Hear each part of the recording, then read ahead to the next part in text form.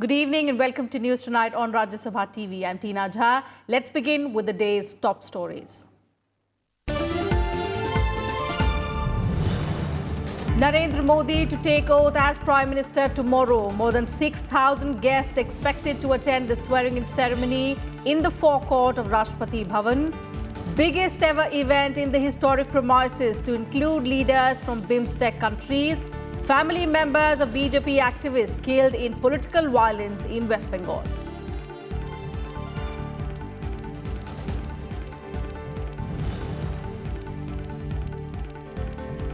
Prime Minister Narendra Modi calls on senior BJP leader Arun Jaitley. Jaitley had written to the Prime Minister requesting him not to assign him a role in the cabinet due to health reasons. Also thanks him for the privilege of being a part of his government for the last 5 years.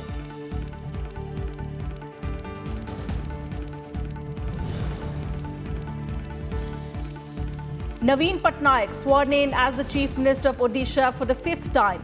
21 ministers also take oath, including 10 new faces. In Arunachal Pradesh, Pema Khandu takes oath as Chief Minister for the 2nd time.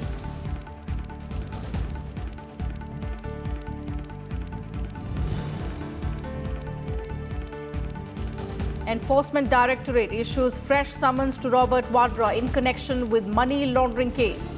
Asks him to join the probe tomorrow. Delhi court reserves for the 3rd of June its order on Wada's application to travel abroad.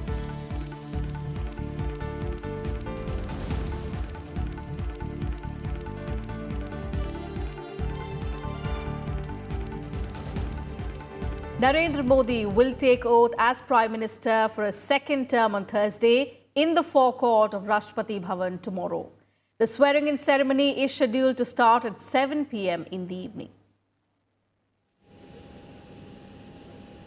The guests have started reaching Delhi for Narendra Modi's 2nd swearing-in ceremony as Prime Minister. This time, India has invited the heads of state of BIMSTEC countries. This is in contrast to 2014, when India invited the heads of SAARC countries. Bangladesh President Mohammad Abdul Hamid was the first to arrive on Wednesday evening.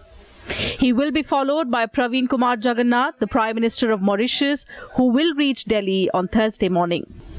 Dr. Lote Tshering, the Prime Minister of Bhutan, Grisada Bunrak, Special Envoy of Thailand, U Win Mint, President of Myanmar, Maithripala Sirisena, President of Sri Lanka, and KP Sharma Oli, Prime Minister of Nepal. Besides, Surunbay Jinbekov, President of Kyrgyzstan, who is also the chair of SCO, will arrive on Thursday for the occasion. Government decided to extend the invitation to BIMSTEC countries and to 2 other countries, Mauritius and Kyrgyzstan. Mauritius because it's a very close, very friendly country, and Kyrgyzstan in its capacity as the current chair of the Shanghai Cooperation Organization. Foreign Minister was there recently for a ministers' meeting, and then the Prime Minister is scheduled to go there for the summit meeting of the SCO. So it's an important country, and India has decided to invite that country as well. The visiting dignitaries will be given special reception by President Ramnath Kovind. Prime Minister Modi will also have separate bilateral meetings with all the dignitaries on 30th and 31st of May. This is a re-election. It's not a fresh Prime Minister or a fresh government. So the experience of the last 5 years naturally weighs upon the policies that will be followed now. As a special gesture, Prime Minister Modi also invited family members of BJP workers killed in political violence in West Bengal. Invitations have also been extended to various chief ministers, among whom West Bengal Chief Minister Mamata Banerjee and Kerala Chief Minister Pinarayi Vijayan have said they will not be able to attend. With inputs from Akhilesh Suman, Bureau Report, Rajya Sabha TV. Hours after Arun Jaitley wrote a letter to Prime Minister Narendra Modi requesting to opt out of his new government, Prime Minister Modi arrived at the latter's residence to pay him a visit. Earlier in the day, in a letter to the Prime Minister, Jaitley had said he does not want to be a minister in the new BJP government due to health reasons. In a 4-paragraph letter to the Prime Minister, Jaitley had said he had orally informed Prime Minister Modi about his desire to not be a part of the new government so that it enabled him to concentrate on his treatment and health. In the letter, he formally requested to be allowed a reasonable time for himself, his treatment and his health. Last year, Arun Jaitley, remember, was forced to take a 3-month break to undergo a kidney transplant. And earlier this year as well, he had to travel to the United States for treatment, which deprived him of the opportunity to present the 6th and final budget of the Modi government's first term. When the BJP government stormed to power in 2014, he was made the Minister for Finance and Corporate Affairs, and he was also given additional charge of Ministries of Defence and Information and Broadcasting for short periods. As Finance Minister, Jaitley steered through Parliament the major economic legislation, the GST, that had been languishing for decades.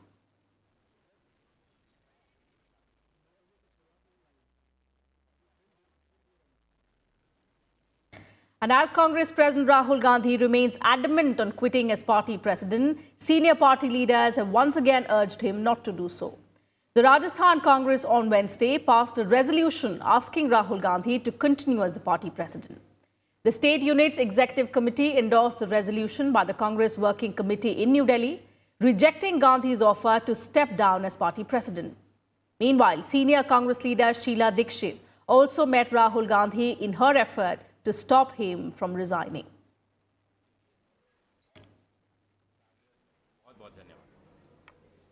हम चाहते हैं कि वो continue करें, नहीं तो हमें बड़ा दुख होगा। अपने दुख को हमने बता दिया है, मैसेज दे दिया उनको। Amid reports of a rift between ruling JDS and Congress in Karnataka, Chief Minister H.D. Kumaraswamy met Congress leaders on Wednesday over the possibility of cabinet reshuffle.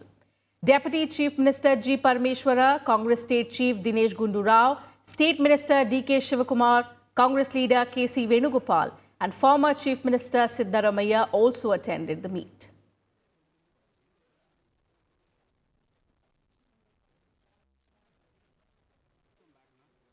In another blow for the Trinamool Congress, its MLA Monirul Islam joined the BJP on Wednesday, the third legislator to desert the ruling party in West Bengal after the reverses it suffered in the Lok Sabha elections.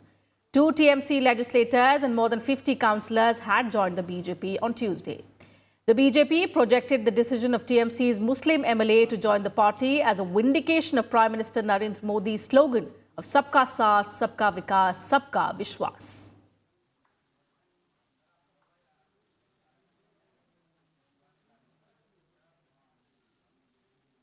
And Naveen Patnaik took oath as Odisha's Chief Minister for the 5th consecutive term on Wednesday. Patnaik was administered the oath of office and secrecy by Governor Ganeshi Lal in a grand ceremony at the exhibition ground in Bhubaneswar. His team of 20 ministers, including 10 new faces, they also took oath today. A large number of BJD supporters and leaders attended the oath-taking ceremony. The BJD, which won 112 seats in the 147-member assembly, has been in power in Odisha since 2000. It is the first time Patnaik has taken oath in an open public ground. On all 4 occasions earlier, in 2000, 2004, 2009 and also in 2014, he was sworn in as the Chief Minister at the Raj Bhavan.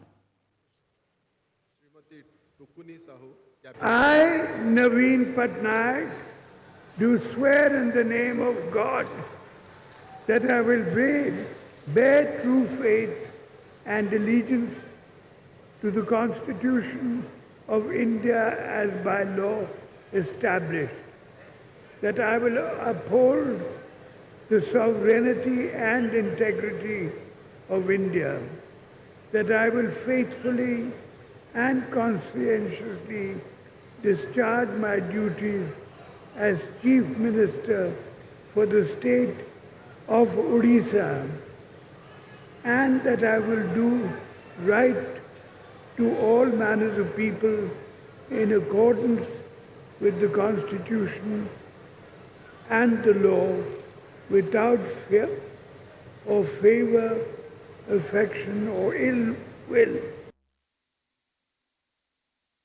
President Ramnath Kovind congratulated Naveen Patnaik on taking oath as the Chief Minister of Odisha. Prime Minister Narendra Modi also congratulated Naveen Patnaik in a Twitter message. He assured him of complete cooperation from the centre in the working towards working for Odisha's progress.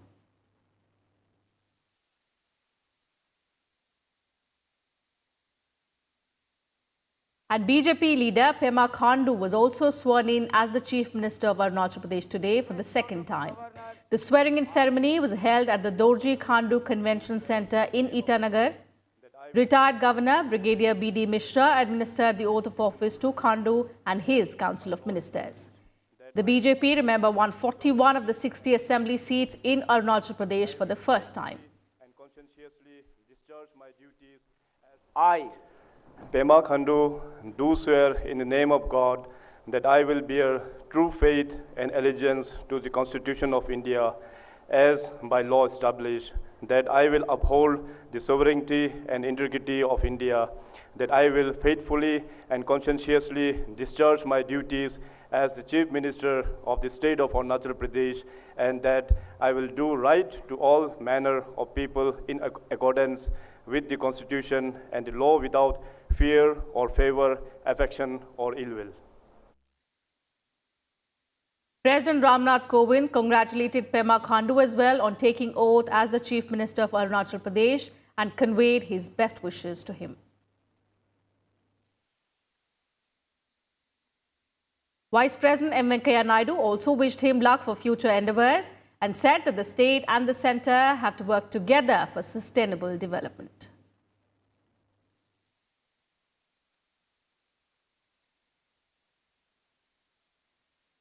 All arrangements are also in place for the swearing-in ceremony of Andhra Pradesh Chief Minister Jagan Mohan Reddy. Our correspondent Kriti Mishra took stock of the preparations. Andhra Pradesh has witnessed meteoric rise of YSRCP Chief Jagan Mohan Reddy. And we are at this iconic Indira Gandhi Municipal Stadium at Vijayawada, where stage is all set for his swearing-in ceremony tomorrow. You can see that seating arrangement has been made for 25,000 people. This huge marquee has been set up to provide comfort to all the people who are going to attend his swearing-in ceremony. There's going to be a massive security cover as several high-profile dignitaries are expected to attend the swearing-in ceremony, from DNK Chief M.K. Stalin to KCR, who's the Chief Minister of Telangana. In fact, invitation has also been extended to his predecessor, Chandrababu Naidu. Jagan's party has registered a thumping victory in the recently concluded assembly as well as parliamentary elections, winning 151 out of 175 assembly seats and 22 out of 25 parliamentary constituencies. Reporting from Vijayawada with camera person Raj Thakur, I'm Kriti Mishra for Rajya Sabha Television. Time for a short break, but news and updates will continue on the other side. Do stay with us.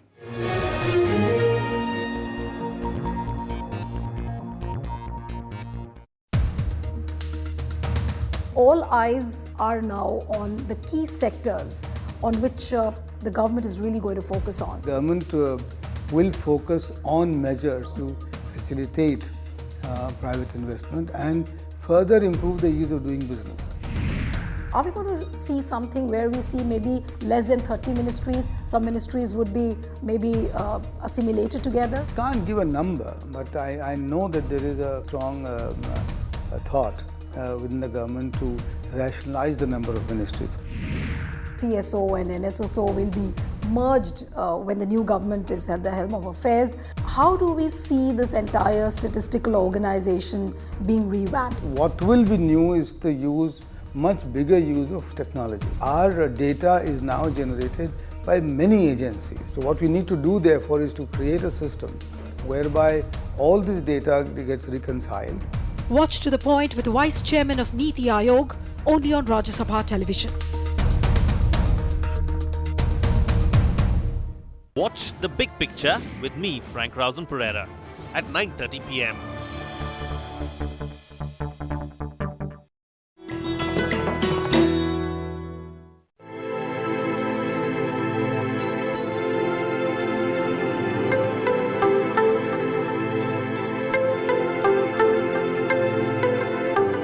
Rabindranath Tagore was awarded the Nobel Prize for Literature in 1913 for his book Gitanjali.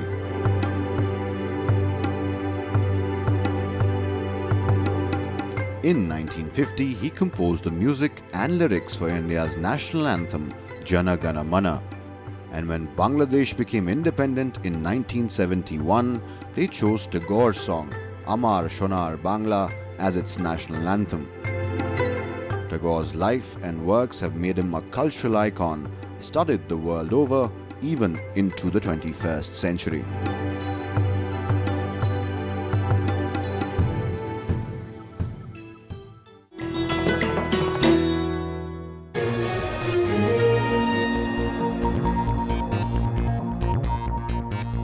Welcome back. You're watching News Tonight. BJP President Amit Shah, Union Ministers Ravi Shankar Prasad and Smriti Irani, and DMK leader Kanimuri have ceased to be the members of the upper house of parliament after being elected to the Lok Sabha. Amit Shah has won the election from Gandhinagar in Gujarat, Smriti Irani from Amethi in Uttar Pradesh, Ravi Shankar Prasad from Patna Sahib in Bihar, and Kanimuri from Thoothukudi in Tamil Nadu.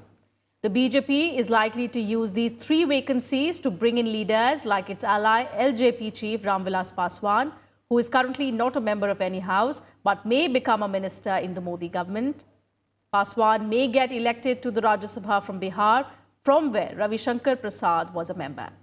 Similarly, the 2 seats which will fall vacant from Gujarat after both Shah and Irani got elected to the Lok Sabha may be used for accommodating those leaders who have lost the election but may be given berth in the cabinet.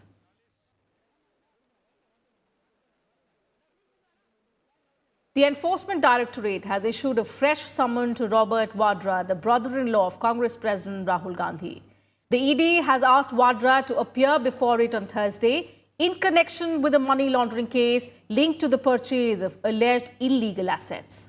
The ED case against Wada relates to allegations of money laundering in the purchase of a London-based property located at 12 Bryanston Square worth 1.9 million British pounds, which is allegedly owned by him. The agency had told a Delhi court that it has received information about various new properties in London which also belong to Robert Wada. In another development, a Delhi court has also reserved its order for the 3rd of June on the application of Robert Wada to travel abroad. Wada had sought permission to travel to the UK and other countries, citing health reasons.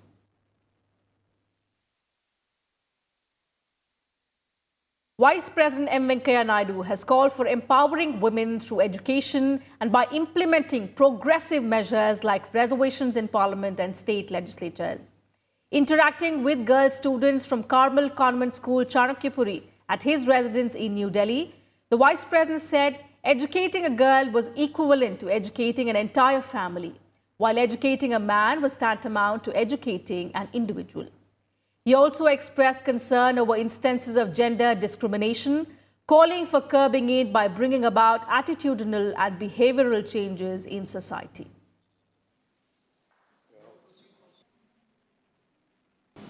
Why your parents, both of them are working, the sufferings they are facing to make you to educate, you must be conscious about that. And then you must raise up to their expectations. Then you must also be conscious about the need for social harmony. Discriminating this boy, this girl is this community, that community and all. Why? It is not written on our face. This is for some administrative, some other purposes that has been introduced.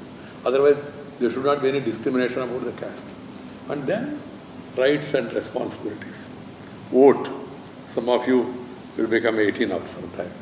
So vote is not only a right, it's a responsibility. You must be conscious of that. And then finally, you must also be reading newspapers, knowing what is happening and all, so that you will become a responsible citizen. The Supreme Court on Wednesday dismissed a plea of Congress MP Karti Chidambaram seeking return of 10 crore rupees which he had deposited with the court's registry for travelling abroad. Karti Chidambaram is facing criminal cases being probed both by the CBI and the Enforcement Directorate. A vacation bench comprising Chief Justice Ranjan Gogoi and Justice Anirudh Bose rejected Karti's plea and asked him to pay attention to his constituency. The bench was hearing Karti's plea in which he had sought return of 10 crore rupees deposited earlier by him in the Apex Court's registry, claiming he had taken the money on loan and was paying interest on it.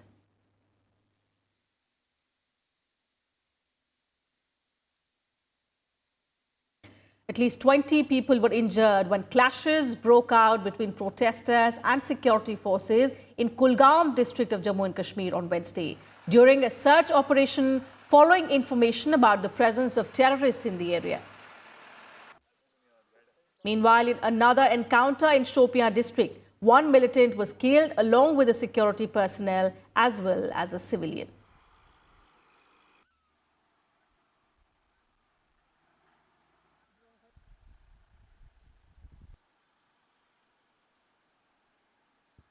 Secretary, Department of Science and Technology, Professor Ashutosh Sharma on Wednesday released 4 popular science books published by Vigyan Prasar in a book release function held at Indian National Science Academy in New Delhi. Professor Sharma said that popular science books serve an important purpose of science communication. Addressing the gathering, Vigyan Prasar Director Dr. Nakul Parashar said that the primary focus of publication of books is to popularize science communication and also take the message of science to society.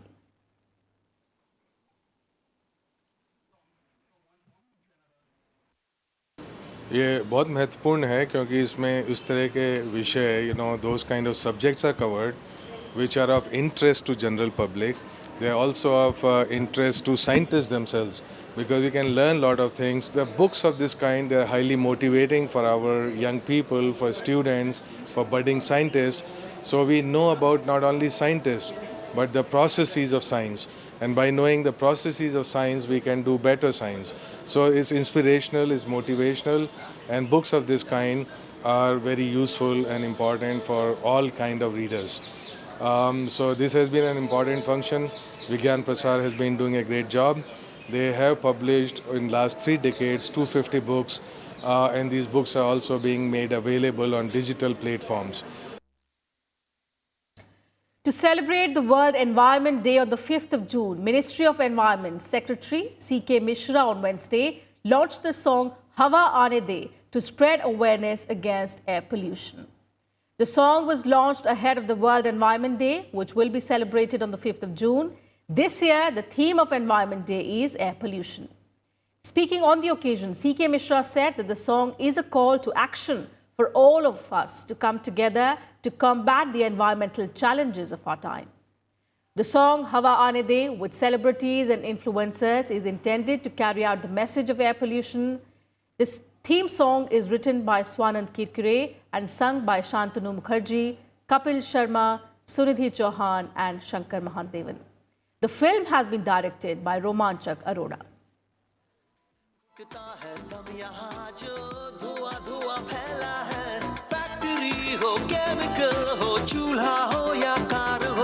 Pollution की मार से बच्चे क्यों बीमार हो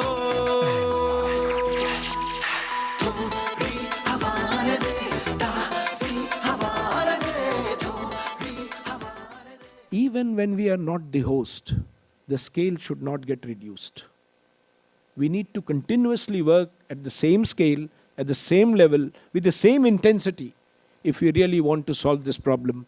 And if this kind of a messaging continues, I am sure at the end of the day, we will solve this problem.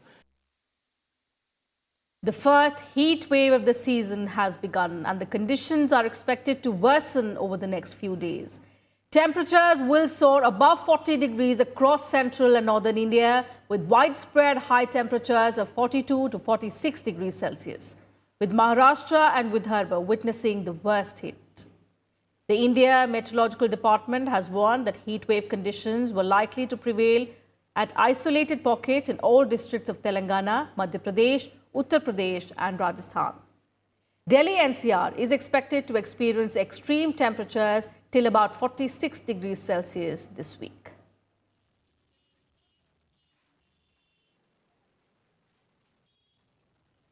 And with a delayed start to the monsoon, intense heat will dominate large parts of India.